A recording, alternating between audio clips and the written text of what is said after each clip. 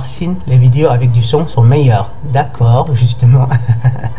Et je crois que c'est la deuxième personne qui se réfère au fait qu'il soit préférable de faire des vidéos avec du son. D'accord, vu que c'est ce que vous préférez, je crois que je me contenterai, à l'avenir, je ferai vraiment actuellement des vidéos, bon, disons en général, comme c'était le cas maintenant, des vidéos avec du son.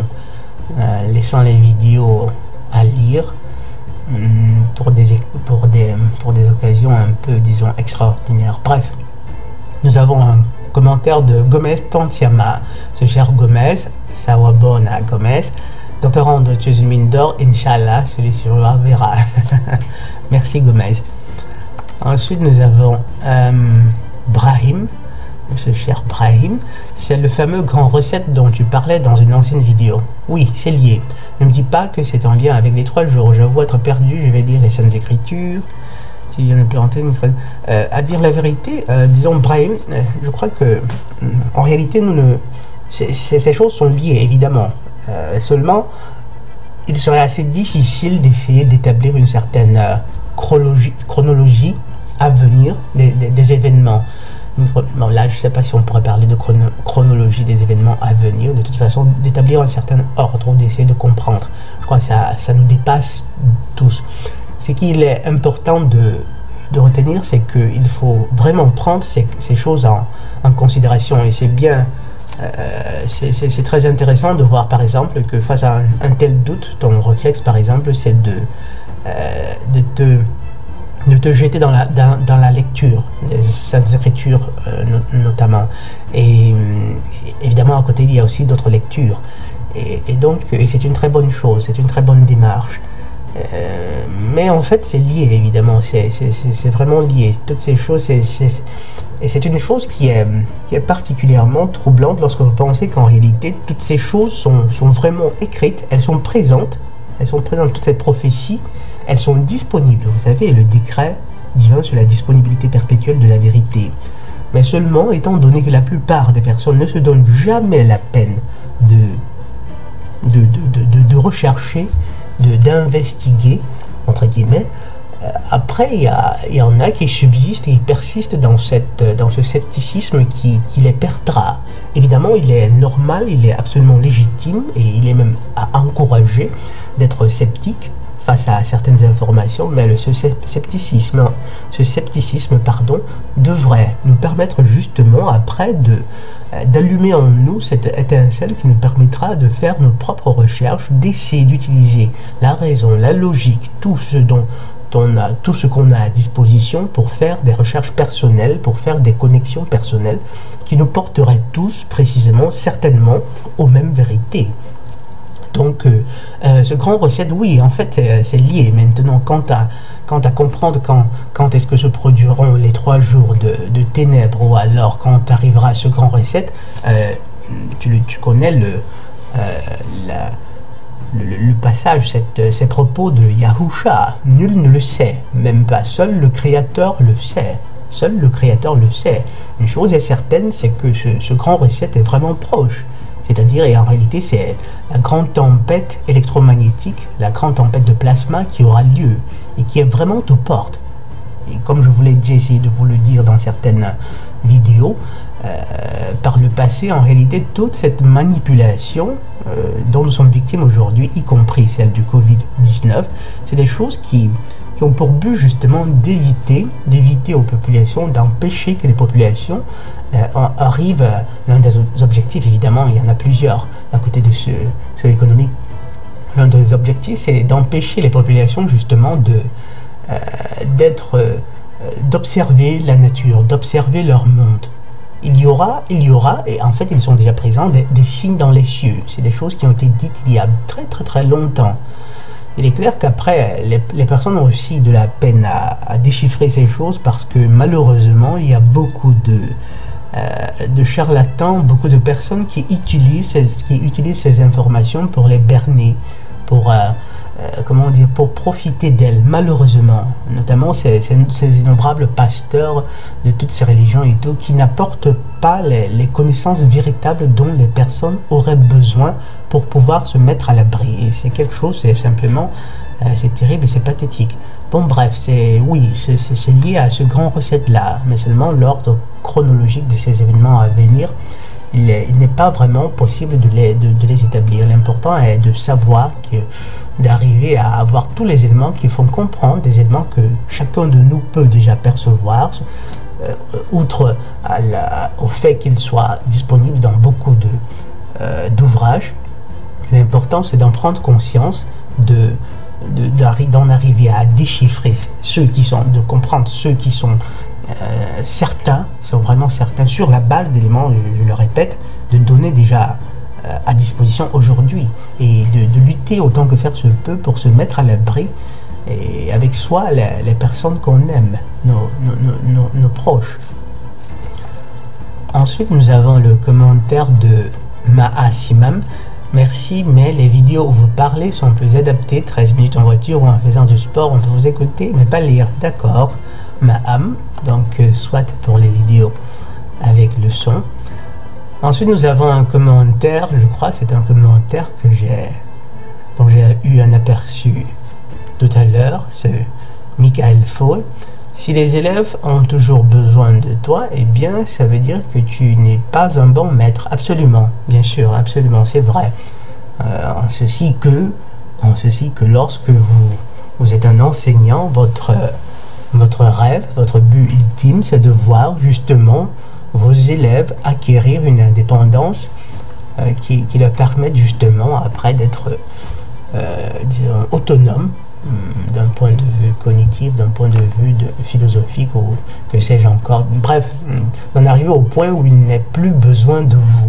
Ou au contraire, c'est eux qui finissent, je ne dirais pas, qui finissent par vous apporter des choses, parce qu'en réalité, si vous êtes un enseignant, vous savez que vous pouvez apprendre même de l'enfant, un enfant à peine sorti de l'utérus de sa mère. Donc, en réalité, enseigner, c'est apprendre.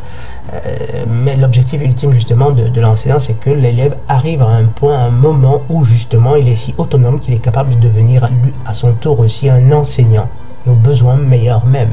C'est de cette façon que petit à petit, de bonnes connaissances, des connaissances utiles s'accumulent, et de sorte que les esprits qui plus tard naissent, sont enchâssés dans des corps, ont à disposition un ensemble plus consistant de connaissances vraies, de connaissances utiles, de connaissances indispensables. Et ensuite, je continue le commentaire de Michel Foy, ce qui est le cas avec les coachs en séduction. Et c'est vrai que c'est important de suivre quelqu'un qui est spirituel, ça rend humain. Vrai. Oui, les coachs en séduction, en fait, c'est pas seulement des charlatans, parfois les charlatans vous apportent au moins une certaine assistance, psychologique, pas pour les justifier ou les légitimer, absolument pas, mais les coachs en séduction ne vous apportent, c'est tout simplement de la bêtise, quoi. Ils vous apportent des conneries, un tas de conneries. Ils vous séduisent, après un tas de conneries. C'est ce qu'ils vous donnent carrément des mensonges, soit qu'ils ne comprennent pas ces choses-là en réalité déjà au départ, ou soit qu'en fait ils choisissent de vous manipuler délibérément. Un coach en séduction qui n'a pas conscience de la nature des gynophores, c'est soit justement quelqu'un qui est vraiment, qui a de très mauvaises intentions, soit quelqu'un qui est complètement doom. Ça me vient en allemand. Bref. Le prochain commentaire est celui de Ben, l'oncle Soul. J'espère que tu n'aimes pas particulièrement l'alcool pour choisir un tel pseudonyme. Elle était quand même sacrément dégueulasse, sa muse négrophile. Bon, sacrément dégueulasse, je crois que c'est un peu exagéré. Peut-être que elle n'était pas nécessairement, on va dire quoi, elle n'était pas... bref, je crois que c'est un peu exagéré de dire sacrément dégueulasse. Sa muse négrophile. Bon, sur les termes négrophiles, je crois que je vais souligner le fait, bon, pour le moment, laissons-le, mais en réalité, je crois qu'on devra adopter un autre terme que j'aurai l'occasion de vous présenter plus tard. Donc, surtout pour une femme qui a passé seulement la trentaine. Ben, en réalité, à partir de 26 ans, 25 ans, 26 ans, elle commence, c'est le pic, c'est le pic carrément. Elle commence déjà à dévaler la pente. Donc, à 30 ans, elles sont vraiment... Il faut dire que, quoiqu'à 30 ans, elles aient déjà heurté le mur, celles qui ont réussi quand même à maintenir une certaine... lignes comme celle-ci ont quand même encore une valeur d'attraction qui réussit à berner beaucoup d'androphores. Aussi parce que beaucoup d'androphores aujourd'hui sont carrément des mauviettes, malheureusement.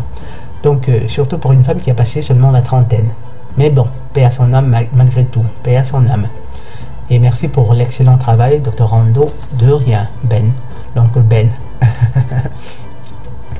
Ensuite, nous avons Michael Foy qui dit sur le mystère exégétique qui consiste dans le titre faut-il vraiment donner l'autre joue, et Michael Foy dit c'est logique. Non, Michael Foy, ce n'est pas si logique que ça.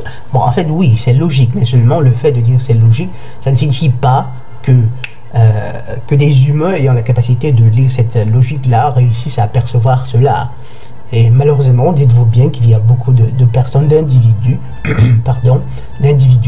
qui n'arrivent pas à comprendre cela. Bon, des individus dont on peut douter. Et là, je ne parle pas de personnes qui ont des problèmes, des anomalies, disons, génétiques ou que sais-je encore. C'est des personnes qui n'arrivent pas à voir la logique dans ce raisonnement sur le fait qu'il ne faille pas tendre l'autre joue. On pourrait avoir des doutes sur leur état mental, carrément. Bon, bref. Ensuite, nous avons un commentaire de Maxonator qui m'a fait particulièrement marrer, qui dit « Quel bonheur de vous retrouver, je pense. Je pensais que vous étiez mort. Non, je ne suis pas mort, Maxonator. Je crains que vous allez devoir me supporter encore pour un bon bout de temps. Et une fois de plus, je tiens à vous rappeler, à le dire encore, et c'est une chose que je tends à préciser parce que, mais je voudrais le faire encore parce que récemment j'ai touché un thème, notamment le thème sur le thème du racisme qui a provoqué carrément je dirais la colère d'une certaine façon de certaines personnes qui l'ont exprimé cette colère-là, même si en fait c'était tout simplement de la vérité. Et je sais aussi qu'à côté, il y en a beaucoup qui ont décidé, par exemple, qui ont décidé d'adopter un certain mutisme précisément pour ces raisonnements. Mais, mes chers amis, je vous l'ai toujours dit que j'aurais parlé de choses qui vous auraient quelque part traumatisé, qui vous auraient choqué. Et je peux bien comprendre que vous soyez choqués, mais il n'en demeure pas moins que si vous vous donnez la peine de lire, de faire ces analyses, ce raisonnement avec un maximum de bonne foi, vous arriverez exactement aux mêmes conclusions. Je profite donc de l'occasion pour vous rappeler une fois de plus qu'il y en a encore, qu'il y a d'autres choses qui vont, d'autres raisonnements, d'autres faits que je vous présenterai qui vous mettront qui vous feront littéralement piquer de réelles crises de colère, Pas parce que c'est précisément mon intention de vous amener à piquer ces crises de colère, non, tout simplement parce qu'il y a des choses, dont il faudra, des sujets qu'il faudra forcément mettre à l'ordre du jour, qu'on le veuille ou non. Nous en avons besoin. Ce n'est pas en choisissant de les anglo-saxons disent pull the dust under the rug. Ce n'est pas, je ne me rappelle plus précisément du proverbe correspondant en français, mais il s'agit de pull the dust under the rug, c'est-à-dire pousser, mettre la poussière sous le tapis. C'est-à-dire que vous voyez, c'est pour illustrer le fait qu'on ne peut pas passer le temps à éviter certains sujets simplement parce qu'ils dérangent ou simplement parce qu'ils mettraient mal à l'aise certaines personnes. Nous avons besoin de mettre, au lieu de balayer, au lieu de se débarrasser par exemple dans une maison, au lieu de se débarrasser de la poussière, on ne se contente pas de l'accumuler sur le tapis. Ce n'est pas parce qu'on ne la voit pas qu'elle n'est pas là. Au contraire, elle est là et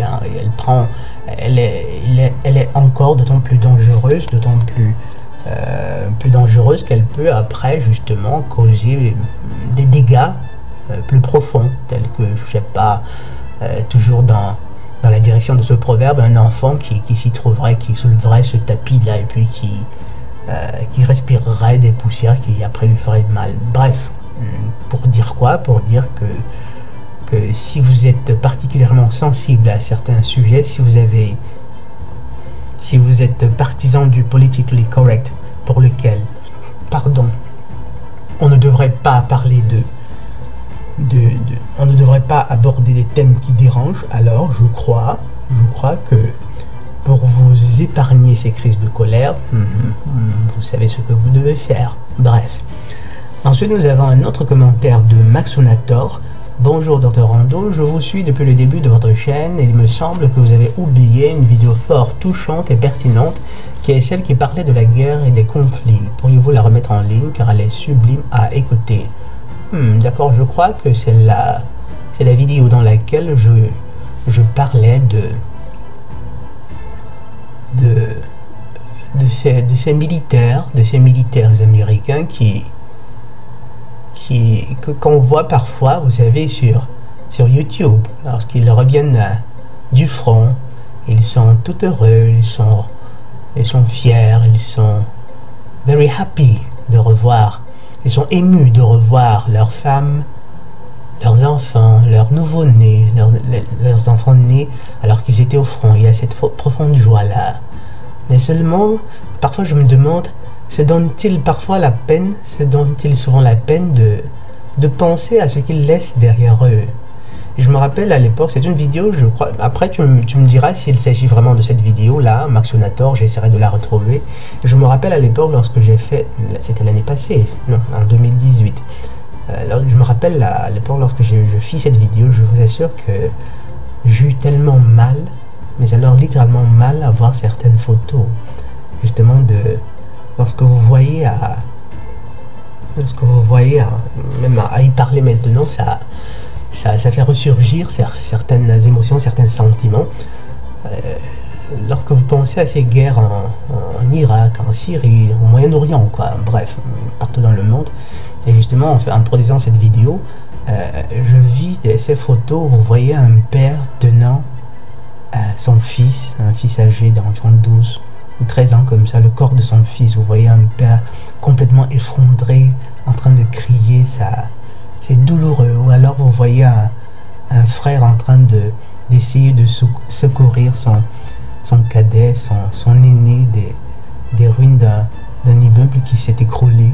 Et lorsque vous pensez à toutes ces choses, c'est tragique, c'est douloureux. Mais malheureusement, et je sais que beaucoup, et évidemment ce sont des guerres entre guillemets occidentales, et beaucoup de personnes il y a beaucoup de personnes qui tendent à dire, ben en fait ce sont des guerres de l'élite, nous on n'a rien à y voir. Je crois que ce discours par contre, quoi que je fasse assez clairement ce clivage entre l'élite et le peuple, c'est un clivage, je ne le fais pas simplement parce que c'est une distinction, disons, simplement utile. En fait, c'est parce que c'est la réalité des faits, mais aussi en réalité, on ne saurait prétendre justement qu'en réalité, que toutes ces guerres-là, à l'étranger par exemple, ne sauraient être aussi en partie attribuées, on va dire, aux peuples occidentaux, entre guillemets. Là, je parle de peuples qui font la guerre. Et les peuples dont l'élite fait la guerre, en ceci que cette élite-là, rappelez-vous bien que lorsque vous choisissez de voter, en réalité, d'un point de vue cosmique, devant l'Éternel, vous avez participé à ces guerres-là. Ces politiciens-là, dites-vous bien que c'est le peuple qui les vote.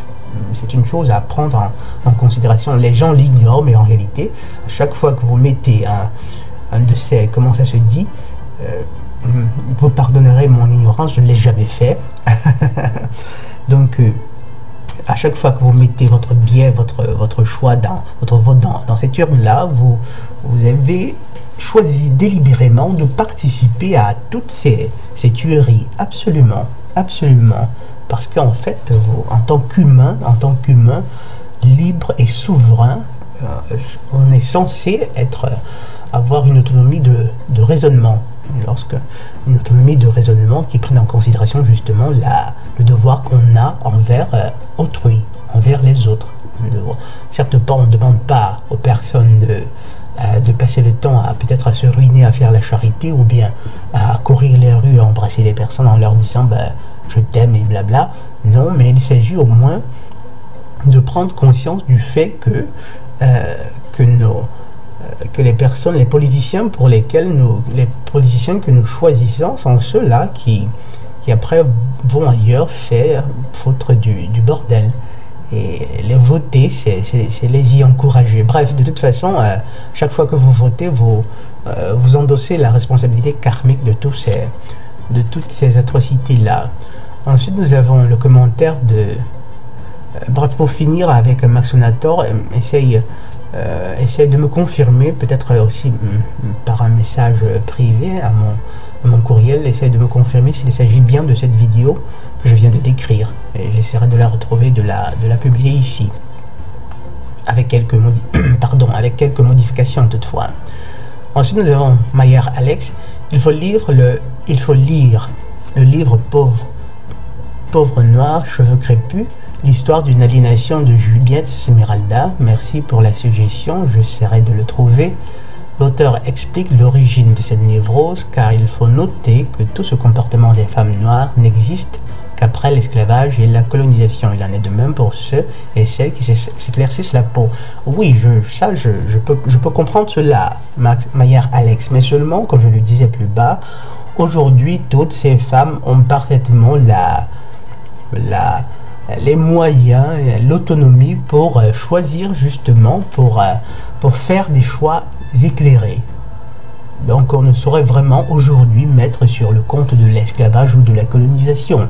Non, la plupart d'elles, le matin, lorsqu'elles sortent de chez elles, lorsqu'elles se peignent des cheveux, ces cheveux qui que nous remettons en question, que je remettais en question dans cette vidéo-là, elles ne pensent certainement pas à l'esclavage ou à la colonisation ou à rien du tout, à toutes ces choses-là. À ce moment-là, leur souci, c'est tout simplement de ne pas être ce qu'elles sont en réalité.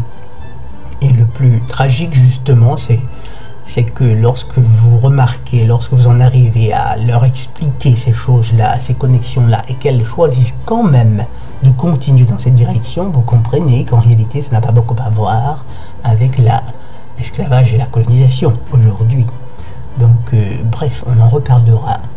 Ensuite, nous avons un commentaire, je crois, qui était aussi assez rigolo. Nous avons, c'est Marie Berthier.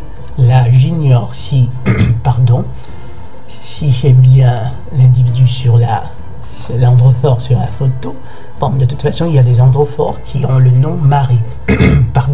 Mais seulement, je crois que son commentaire, je crois que je vais envoyer une petite flèche à Marie Berthier. Bien sûr, lisons son commentaire. Bien sûr que ce sont des femmes fortes. Et là, c'est un commentaire fait à la vidéo. Les mères célibataires ne sont pas des héroïnes, mais des quoi. Bon, bref, la suite de cette vidéo-là.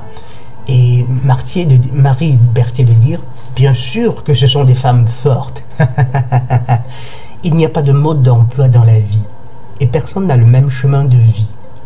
Merci de nous le rappeler, Marie Berthier. Je crois que vraiment, tu nous fais beaucoup de bien de nous rappeler cela. Seul Dieu juge et vous condamnez facilement. Il faut de tout pour faire un monde. Vous voyez c'est un commentaire, je crois qu'il est magnifique. Il mériterait peut-être une vidéo à lui seul. Bref, en réalité, je crois que je devrais le commenter à part, vraiment à part, parce qu'il est simplement magnifique. Il y a beaucoup de perversions contemporaines qu'on retrouve dans ce commentaire. Et la chose intéressante, c'est quoi? C'est de façon subtile. Subtile, pas parce que Marie Berthier a choisi de les présenter, de les formuler de façon subtile, mais simplement parce que c'est de façon subtile que nos esprits ont été empoisonnés. Et vous verrez comment.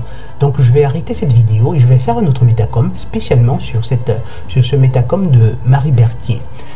Bref, je vous remercie pour votre attention et je vous souhaite une excellente journée. Le docteur Rando Ridotto, puis la cour du palais communal de Conseillon, Sawa Bona et la paix de Ya.